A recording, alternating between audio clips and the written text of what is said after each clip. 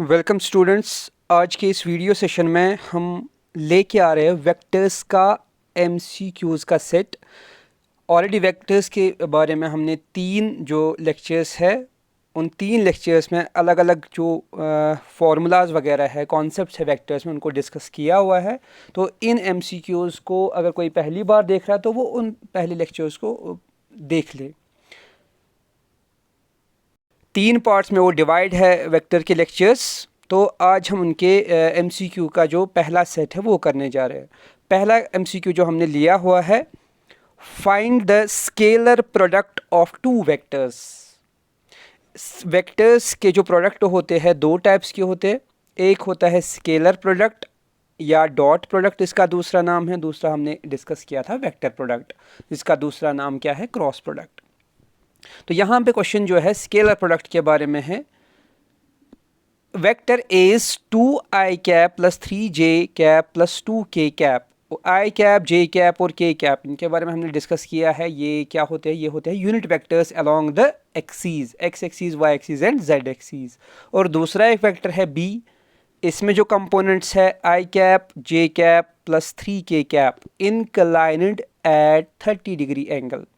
दो वेक्टर्स दिए हैं, मान लो ये है ए वेक्टर, ये है बी वेक्टर, इनके बीच में एंगल जो दिया है वो 30 डिग्री दिया है। हमें निकालना है इन दोनों वेक्टर्स का स्केलर प्रोडक्ट। अब स्केलर प्रोडक्ट के लिए फॉर्मूला ऑलरेडी हमने पढ़ा है। किसके बराबर होता है scalar product? A dot B vector is equal to magnitude of A into magnitude of B into cos of theta. ये इसका एक्सपेंशन होता है। तो magnitude of A, magnitude of B और कॉस ऑफ थीटा, पहले हम ये तीनों वैल्यूज़ जो है अलग से निकालेंगे। मैग्नीट्यूड ऑफ ए वेक्टर जो है किसके बराबर आएगा? जो वेक्टर ए है उसके कंपोनेंट्स का स्क्वायर करना है और सभी कंपोनेंट्स के स्क्वायर्स का एडिशन लेके रूट आपको लेना है। पहला कंपोनेंट क्या है ए वेक्टर का? आई, ये 2i कैप है तो 2 स्क्वायर आएगा, 3 स्क्वायर प्लस 2 स्क्वायर, 2 स्क्वायर हो गया 4 के बराबर, 3 square is 9, 2 square is 4, 4 plus 9 हो गया 17। तो स्क्वायर रूट ऑफ 17 है मॉड ऑफ ए वेक्टर, या हम कह सकते हैं लेंथ ऑफ ए वेक्टर, या हम कह सकते हैं मैग्नीट्यूड ऑफ ए वेक्टर। इसी तरह से कंपोनेंट में जो वेक्टर बी हमें दिया है उसके तीन स्केलर कंपोनेंट जो है वो है 1, 1 और 3। 1, 1 और 3 स्केलर कंपोनेंट्स। क्या करना होता है मैग्नीट्यूड में? स्केलर कंपोनेंट्स का स्क्वायर लेना है, उन स्क्वायर्स को ऐड करके उनका स्क्वायर रूट लेना है। जैसे कि यहाँ पे लिया हुआ है 1 square, 1 square, 3 square, 1, 1 and 9। 1 plus 1 is 2, 2 plus 9 is 11। तो वेक्टर बी का जो मैग्नीट्यूड है वो 11 के बराबर है। थीटा जो है एंगल ऑफ इंक्लिनेशन जो है दो वेक्टर्स के बीच में कितना दिया है? थीटा हमें दिया है 30 डिग्री। तो cos of theta means cos of 30 degree किसके बराबर होता है? Root of 3/2। तो ये तीनों वैल्यूज़ आ गए। अब इन तीनों वैल्यूज़ को यहाँ हम इस फॉर्मूला में सब्स्टिट्यूट करेंगे। Root of 17 magnitude of A vector है, root of 11 magnitude of B vector है, कॉस ऑफ थीटा है रूट ऑफ 3/2। तीनों को मल्टीप्लाई करेंगे। तीनों को मल्टीप्लाई करने के बाद क्या आता है? Root of 576 whole divided by 2। ये है इसका जो स्केलर प्रोडक्ट है, या आपको होगी डॉट प्रोडक्ट। ये था हमारा पहला क्वेश्चन। क्वेश्चन नंबर सेकंड की तरफ चलेंगे। क्वेश्चन नंबर सेकंड जो है वो है किसके बारे में? वेक्टर प्रोडक्ट के बारे में। Find the vector product of two vectors. दो वेक्टर्स दिए हैं, हमें निकालना है क्रॉस प्रोडक्ट और वेक्टर प्रोडक्ट। क्या है दो वेक्टर्स?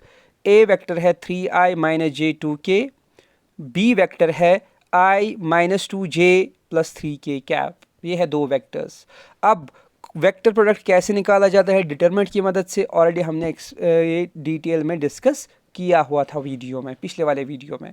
तो ए क्रॉस बी लिखने का तरीका ये होता है, मैं determinant of I cap, J cap, के कैप, और सेकेंड रो में पहले वाले वेक्टर्स के स्केलर कंपोनेंट्स 3, -1 और 2, और दूसरे वाले रो में दूसरे वेक्टर, थर्ड रो में दूसरे वाले वेक्टर के स्केलर कंपोनेंट्स 1, -2 और 3। एक्सपैंड यूजिंग रो 1। अब रो वन जो है ऑलरेडी मैट्रिसेस में पढ़ा है हमने, मैट्रिसेस में कैसे इसको एक्सपेंड किया जाता है।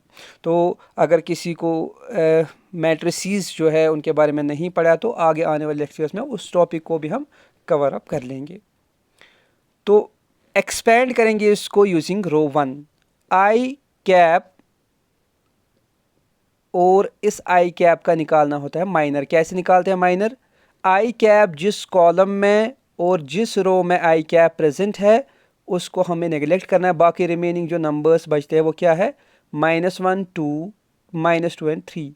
इनका ऐसे लेना है क्रॉस, डायगोनल क्रॉस मल्टीप्लाई लेना है। -1 इंटू 3 -3, फिर लेना है -2 into 2 that is -4, minus into minus plus, ये बनेगा +4। उसके बाद जो दूसरा होता है जे कैप, इसका आता है नेगेटिव साइन। फिर से ऐसे ही आपको करना है, इसका माइनर निकालना है, वो आता है 9 - 2। उसके बाद आता है प्लस के कैप, इस के कैप का माइनर निकालना है तो वो आएगा -6 + 1। इनको सिंप्लीफाई करेंगे, ये आएगा 1 आई कैप या सिंपली आई कैप लिख सकते हैं, -7 जे कैप -5 के कैप। ये हमारा आया इसमें क्रॉस प्रोडक्ट। और क्रॉस प्रोडक्ट का रिजल्ट जो होता है वो हमेशा क्या आएगा? वो हमेशा वेक्टर ही आएगा। वाइल जो डॉट प्रोडक्ट होता है उसका रिजल्ट हमेशा एक स्केलर रियल नंबर आ जाएगा। ये ऑलरेडी हमने डिस्कस किया हुआ है। चलते हैं हमारे थर्ड क्वेश्चन की तरफ। Find the length of the vector. Length of the vector का मतलब हो गया मैग्नीट्यूड निकालना है वेक्टर का। Represented by directed line segment with initial point 2 -3 and 4 and terminal point -2 1 and 1। अब इनिशियल पॉइंट और फाइनल पॉइंट जो है उससे हम वेक्टर को कैसे निकालते हैं? कॉरस्पॉन्डिंग जो कंपोनेंट्स होते हैं, जैसे 2 जो पहले पॉइंट पे है P में है, 2 होता है x कंपोनेंट, -3 है y कंपोनेंट और 4 है k कंपोनेंट। इसी तरह से पॉइंट Q में -2 है i कंपोनेंट या x कंपोनेंट कहेंगे, 1 है j कंपोनेंट और दूसरा 1 है k कंपोनेंट। कॉरस्पॉन्डिंग कंपोनेंट्स को सब्ट्रैक्ट करके हमें इनका वेक्टर फॉर्म आ जाएगा। यहाँ पे हमने सॉल्व किया हुआ है, हमें निकालना है इस वेक्टर का मैग्नीट्यूड क्या बनेगा जो इन दो पॉइंट्स को ज्वाइन करने से बनेगा। Vector formed by these 2 points. पहला पॉइंट ये है इनिशियल पॉइंट और टर्मिनल पॉइंट मीन्स हेड, वो दिया है Q, और वेक्टर जो निकालना है वो आएगा PQ वेक्टर। कॉरस्पॉन्डिंग पहले वैल्यूज को सब्ट्रैक्ट करेंगे, -2 और इसके साथ आएगा आई कैप।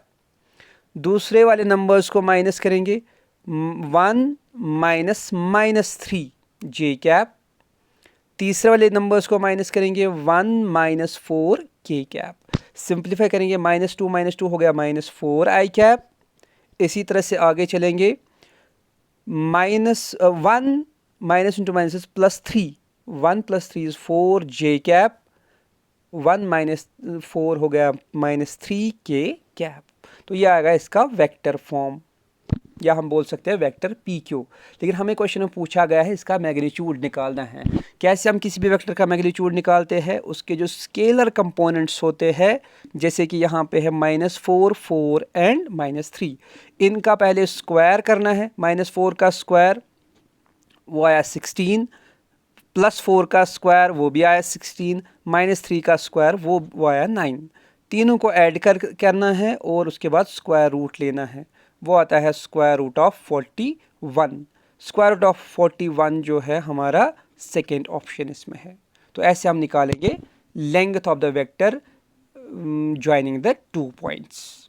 नेक्स्ट क्वेश्चन की तरफ चलेंगे, question number 4। If A vector is equal to 2i - 3j - k, B vector is equal to -i + k, C vector is equal to -2j - k, then area of parallelogram whose diagonals are A + B vector, B + C vector। अब concept जो इसमें use होगा वो होगा area of parallelogram. Area of parallelogram के लिए formula already हमने पिछले वाले वीडियो में डिस्कस किया था। कैसे होता, अगर हमें डायगोनल्स दिए होंगे कैसे हम निकालते हैं एरिया ऑफ पैरेललोग्राम? वो था ½ of magnitude of cross product D1 cross D2 of it is diagonals. तो दो डायगोनल जो यहाँ पे दिए हैं, एक डायगोनल हमें कैलकुलेट करना है A + B, दूसरा डायगोनल हमें कैलकुलेट करना है B + C। ए बी और सी तीनों वेक्टर्स हमें दिए हैं। कॉन्सेप्ट क्या है, पहले ए प्लस बी कैलकुलेट करेंगे पहला डायगोनल, बी प्लस सी कैलकुलेट करेंगे दूसरा डायगोनल, उन दोनों का क्रॉस प्रोडक्ट निकालेंगे। क्रॉस प्रोडक्ट हमें एक वेक्टर आएगा, उस वेक्टर का निकालेंगे मैग्नीट्यूड और दोनों को यहाँ फॉर्मूला में सब्स्टिट्यूट करेंगे। तो पहले हम निकालेंगे दो डायगोनल्स का वैल्यू। पहला डायगोनल क्या है, ए प्लस बी। ए वेक्टर जो दिया है, बी वेक्टर जो दिया है, दोनों को ऐड करना है। ऐड करने के बाद हमें a प्लस बी का वैल्यू ये आता है। और वेक्टर्स में ऐड हम कैसे करते हैं, i वाले कंपोनेंट को i वाले कंपोनेंट के साथ ऐड हो जाएगा, j वाला कंपोनेंट j वाले कंपोनेंट के साथ ऐड हो जाएगा और k वाला कंपोनेंट k वाले कंपोनेंट के साथ ऐड अप हो जाएगा। इसी तरह निकालेंगे b प्लस सी, दोनों वेक्टर्स को ऐड करेंगे, b प्लस सी का वैल्यू क्या आता है -i2j। a प्लस बी जो है इसको हम नाम रखेंगे d1 मीन्स फर्स्ट डायगोनल, और b प्लस सी जो है ये हमारे पास है दूसरा डायगोनल d2। अब इन दोनों का हमें निकालना है क्रॉस। तो क्रॉस प्रोडक्ट कैसे निकाला जाता है, क्रॉस प्रोडक्ट एग्जैक्टली जैसे हमने पिछले वाले क्वेश्चन में कैलकुलेट किया था, सेम प्रोसीजर हम यूज़ करेंगे डिटर्मिनेंट का। डिटर्मिनेंट का यूज़ करने के बाद इसका जो एक्सपेंशन आता है वो आता है -k। इसको जब आप एक्सपेंड करोगे आपको आएगा -k का वैल्यू।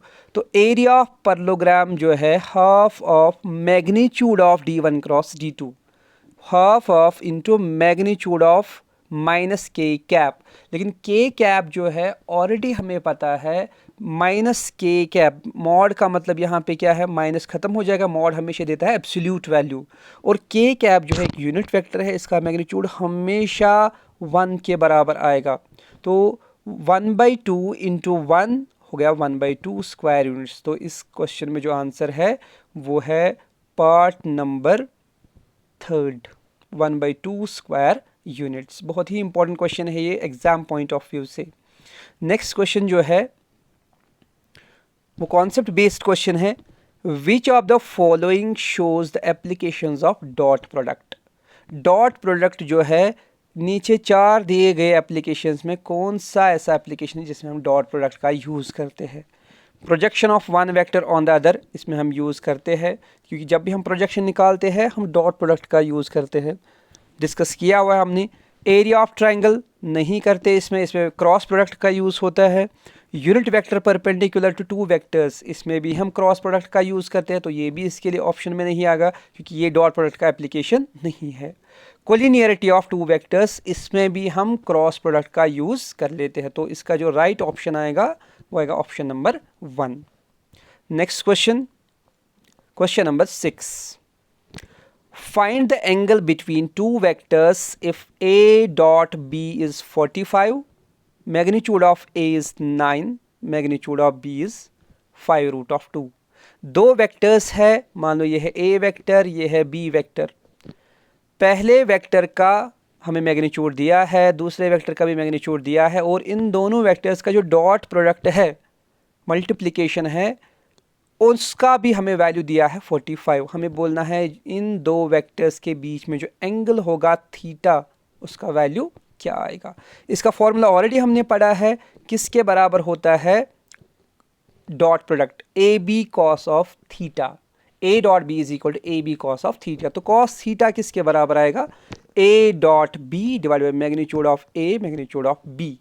ए डॉट बी का वैल्यू दिया है 45, तो न्यूमरेटर में 45 लिखेंगे। मैग्नीट्यूड ऑफ ए भी दिया है 9, मैग्नीट्यूड ऑफ बी भी दिया है 5√2। कैंसिलेशन करेंगे इन नंबर्स में, वो आएगा 1/√2। Cos theta is equal to 1/2 means cos theta is equal to cos of 45, क्योंकि कॉस का जो वैल्यू है 45 पे होता है 1/√2। कॉस एंड कॉस कैंसिल, हमें थीटा का वैल्यू क्या आएगा, थीटा इज 45 डिग्री। तो इसमें जो ऑप्शन है, पहला ही ऑप्शन इसमें करेक्ट है, 45 जो है इन दो वेक्टर्स के बीच में एंगल होगा। MCQ number 7। If the dot product and vector product of two vectors is 0। बहुत ही इंपॉर्टेंट क्वेश्चन है ये। अगर दो वेक्टर्स का डॉट प्रोडक्ट और क्रॉस प्रोडक्ट दोनों क्या आ जाएंगे, 0 आ जाएंगे, then the value of theta is, आपको बोलना है तब एंगल उनके बीच में क्या होगा। क्या 30 डिग्री एंगल होगा, क्या 45 डिग्री एंगल होगा, क्या 0 डिग्री एंगल होगा, क्या 90 डिग्री एंगल होगा, या कोई भी एंगल नहीं होगा। इसके लिए एक इम्पॉर्टेंट चीज़ है, डॉट प्रोडक्ट और क्रॉस प्रोडक्ट जो है दो वेक्टर्स का किसी भी इक्वल एंगल पे ज़ीरो नहीं हो सकता, क्योंकि उसमें हम देखते हैं जो क्रॉस प्रोडक्ट है उसमें साइन थीटा आ जाता है रेशो, और जो डॉट प्रोडक्ट है उसमें कॉस थीटा आ जाता है रेशो। तो ये दोनों कभी भी एक साथ ज़ीरो नहीं बनते हैं। तो डॉट प्रोडक्ट और क्रॉस प्रोडक्ट का ज़ीरो होने का सिर्फ एक ही तरीका है, या तो दो में से एक वेक्टर ज़ीरो वेक्टर होना चाहिए या दोनों वेक्टर ज़ीरो वेक्टर्स होने चाहिए। तो इसमें जो करेक्ट ऑप्शन आएगा वो आएगा none of these. That means कोई भी ऐसा एंगल पॉसिबल नहीं है जो वेक्टर प्रोडक्ट और डॉट प्रोडक्ट को एक साथ ज़ीरो बनाएगा। उसके लिए सिर्फ एक ही कंडीशन है, वेक्टर्स का खुद ज़ीरो होना। ये था हमारा MCQ नंबर 7। 8 MCQ क्या है? The position vector of a point 1 2 0 is. Simple सा कॉन्सेप्ट है। पोजीशन वेक्टर क्या होता है? जो भी यहाँ पे हमें इस पॉइंट के कोऑर्डिनेट्स दिए होते हैं ये एक्चुअल में होते हैं इसके पोजीशन वेक्टर्स के स्केलर कंपोनेंट्स। तो क्या क्या बनेगा इनसे वेक्टर? 1 का मतलब 1i कैप, प्लस 2 का मतलब 2j कैप, प्लस 0 का मतलब 0k कैप, या दिया होगा i cap plus 2j cap. तो कौन सा ऑप्शन है? ऑप्शन नंबर 3 यहाँ पे करेक्ट ऑप्शन है इसका position vector. MCQ number 9। The magnitude of a vector this 6i 2j and 3k is. बहुत ही आसान सा क्वेश्चन है। कैसे निकालते हैं मैग्नीट्यूड?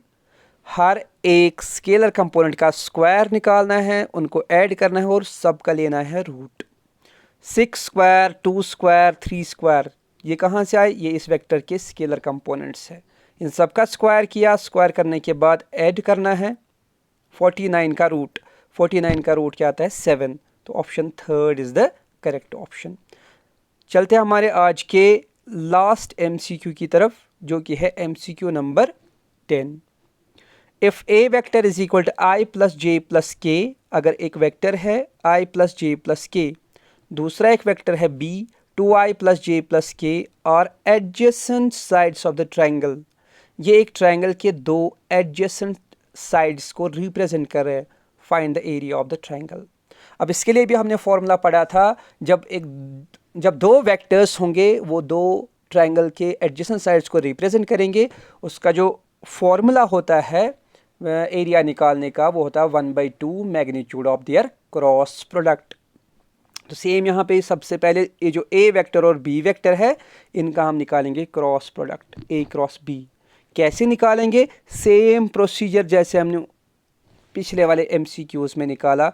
यहाँ पे एक्सपेंड करने के बाद जो इसका एक्सपेंशन आता है वो एक वेक्टर आएगा, क्योंकि हम क्रॉस प्रोडक्ट निकाल रहे हैं। क्या आता है वेक्टर? 0i प्लस जे माइनस के। उसके बाद इसी क्रॉस प्रोडक्ट का निकालना है magnitude, magnitude of A cross B. वो आता है 0 square plus 1 square plus minus 1 square का होल रूट। 0 स्क्वायर हो गया 0, 1 स्क्वायर हो गया 1, 1 स्क्वायर हो गया 1। That means 1 plus 1 is equal to root of 2। तो फॉर्मूला में सबस्टिट्यूट करेंगे। एरिया ऑफ ट्राइंगल जो है इंपॉर्टेंट फॉर्मूला है 1/2 mod of A cross B, 1/2 into root of 2। यह आएगा 1/2 इंटू रूट ऑफ 2, इसका फाइनल आंसर है। तो ये था हमारा वेक्टर्स के रिलेटेड एक MCQ का सेशन। आगे हम नेक्स्ट डे से साइंस वगैरह का भी सेशन लाएंगे, उनके MCQs लाएंगे, और इसमें हम एक नेक्स्ट टॉपिक कवर करने जा रहे हैं, मैट्रिसेस एंड डिटर्मिनेंट्स, और हम करेंगे कवर सेट थ्योरी को और बाइनोमियल थ्योरम को। हमारी इस चैनल को सब्सक्राइब कीजिए और शेयर कीजिए अपने फ्रेंड्स के साथ, और जल्द ही हम फीमेल एस्पायरेंट्स के लिए कोर्स लाने वाले हैं सुपरवाइज़र के लिए। Thank you.